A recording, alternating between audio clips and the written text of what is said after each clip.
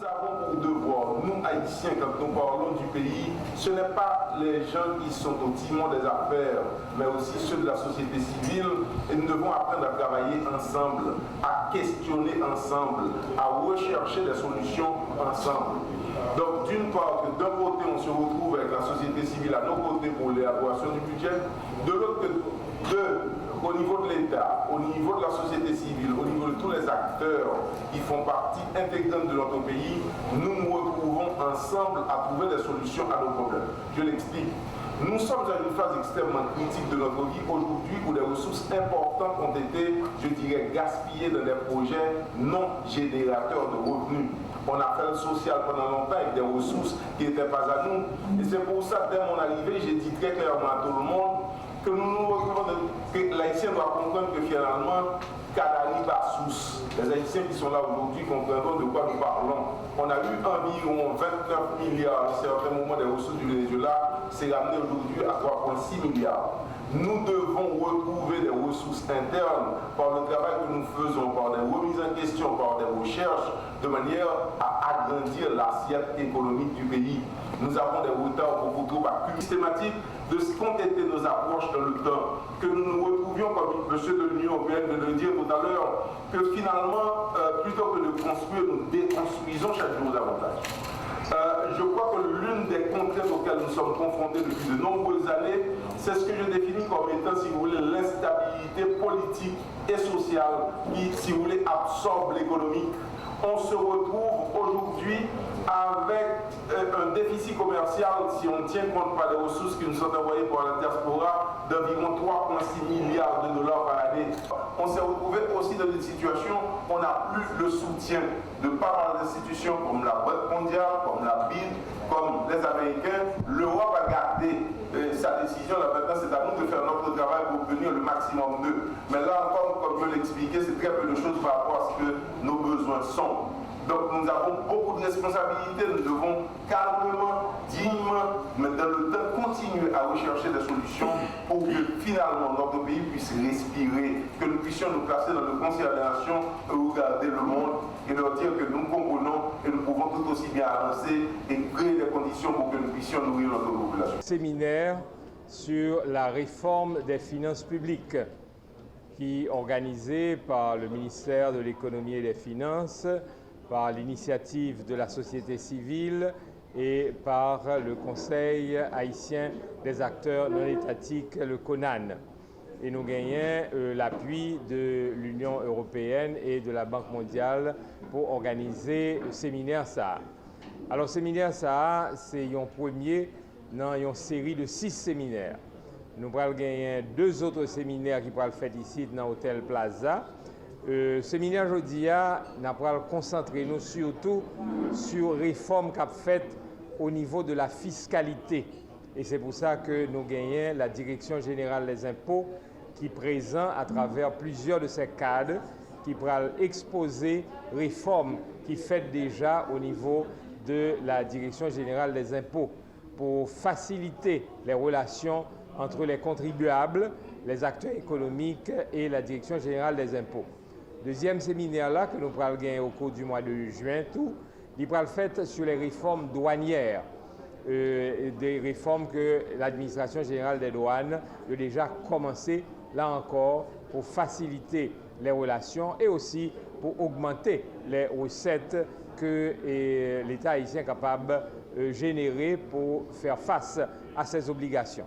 Et troisième séminaire là, il pourra le porter sur les marchés publics. C'est-à-dire là, c'est la CNMP, la Commission nationale des marchés publics, qui prend l'acteur principal là, qui pourra présenter les réformes que nous pourrons faire. Après 3 séminaires, nous pourrons aller en province, particulièrement au Gonaïve, au Cap et au CAI. Et là, nous pourrons présenter réforme des finances publiques là en général. Alors, séminaire ça, Bully, c'est pour permettre un dialogue entre les pouvoirs publics, que ce soit le ministère, que ce soit la DGI, que ce soit la douane, etc., avec la société civile, avec le secteur des affaires. Parce que trop souvent, réforme ça a fait, mais premièrement, les gens qui sont concernés par réforme, pas connaissent ça qui non réforme. Et souvent, yo pas bail opinion yo sur réforme là. Alors jodi a nous pral gagner des débats, nous pral gagner des interactions entre, n'est-ce pas, les représentants des organisations de la société civile et les instances qui sont responsables de réforme là pour qu'ils soient capables de connaître ça moun yo pensé de réforme là et peut-être yo capable d'améliorer le travail à partir de ces commentaires.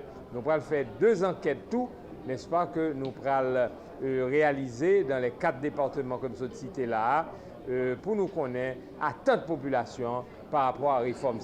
Donc, c'est extrêmement important parce que, comme nous avons dit tout à l'heure, nous avons un gros déficit sur le plan fiscal dans le pays d'Haïti, c'est-à-dire que les recettes de l'État sont très faibles par rapport à besoins pays.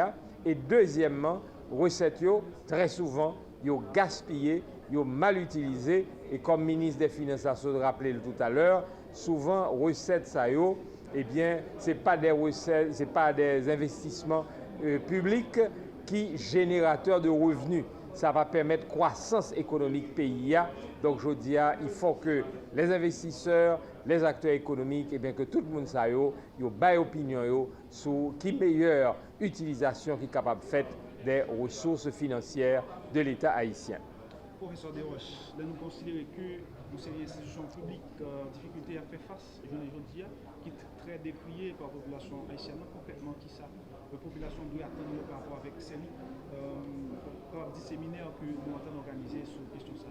Bon, moi je crois que le premier bagage que nous avons pour nous attendre de séminaire ça c'est un dialogue. C'est-à-dire il faut que 2 partenaires ça dialoguer l'un avec l'autre.